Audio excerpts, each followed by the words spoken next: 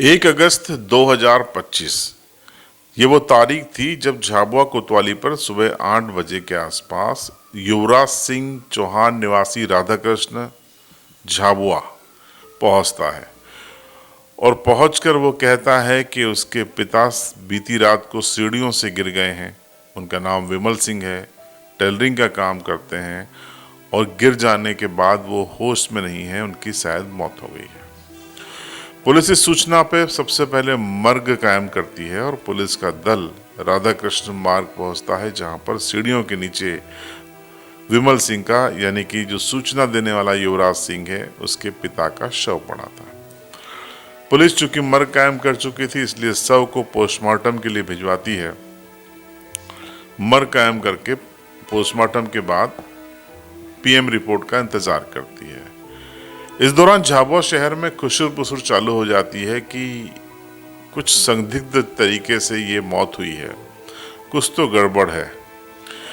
कानाफूसी चालू हो जाती है और जो इतिहास पड़ोसियों ने देखा है जो इस घटनाक्रम के पहले, वो सूचनाएं भी कहीं न कहीं पुलिस तक पहुंचती है कि ये नेचुरल डेथ नहीं है, कुछ तो गड़बड़ है।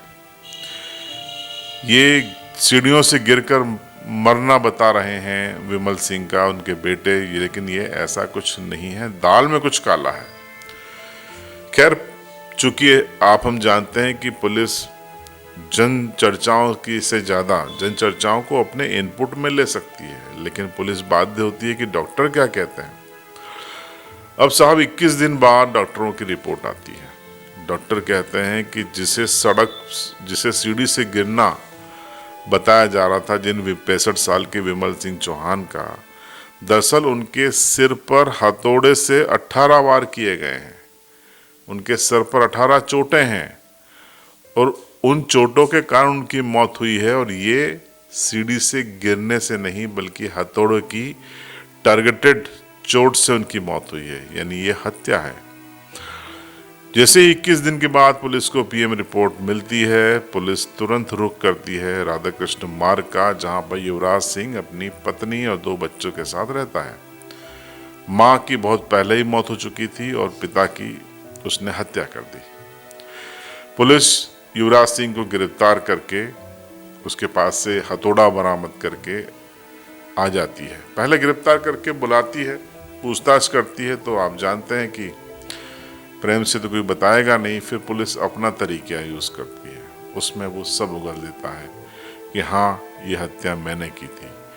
इसलिए की थी क्योंकि पिता आर्थिक तंगी के उसके इस दौर में उसकी मदद नहीं कर रहे थे, मकान उसके नाम नहीं कर रहे थे, संपत्ति उसे नहीं दे रहे थे, जिससे वो नाराज़ था। लगातार विवाद हो रहे थे और उस दिन उसका धैर्य टूट गया और उसने अपने ही पिता को, खुद को जन्म देने वाले को ही मौत के घाट उतार दिया।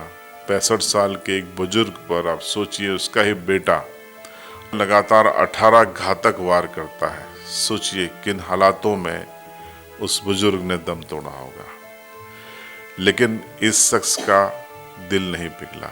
अंततः मौत के घाट उतारने के बाद इसने कहानी गढ़ी और लेकिन अपने ही चक्रव्यूह में पोस्टमार्टम रिपोर्ट आने के बाद फंस गया। इस पूरे मामले में अब उसे गिरफ्तार कर लिया गया है और उसे जेल भेज दिया गया है क्योंकि हथौड़ा भी बरामद हो गया है। इस मामले में टीआई झाबुआ आरसी भास्कर का यह बयान सुनिए।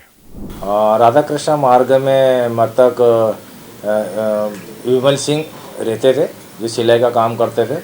उनके पास में एक उनका लड़का युवराज सिंह रहता था। वो उन्होंने रिपोर्ट सूचना थाने पर दी थी कि मेरे पिताजी सीढ़ियों से गिर गए और उनको सिर में चोट लगी है। तो उनका पोस्टमार्टम कराया गया और मर्ग कायम करने के बाद में डॉक्टर के द्वारा जो पीएम रिपोर्ट दी गई, उसमें सिर में 18 चोटें होने पाई गई। तो बाद में उसके लड़के युवराज से पूछताछ की गई, जो पूर्व में भी इनका विवाद होता रहता था। इस वजह से उन्होंने अपना जुर्म कबूल करा और इसमें अपराध पंजीबद्ध करा। आरोपी जो है युवराज सिंह अपने पिताजी जो मृतक है उससे अब मकान अपने नाम पर करवाना चाहते थे, जो नहीं कर रहे थे और उसको आर्थिक रूप से मदद नहीं कर रहे थे। इस वजह से उसने गुस्से में अपने पिताजी की हथौड़े से सिर में 18 चोटें पहुंचाकर उसकी हत्या कर दी। आरोपी को गिरफ्तार कर लिया है उसको। अब 21 दिन के बाद पुलिस ने पोस्टमार्टम रिपोर्ट के बेस पर मुकदमा दर्ज कर लिया, लेकिन एक सवाल जो हमारे जहन में है वो आपके लिए छोड़ के जा रहे हैं।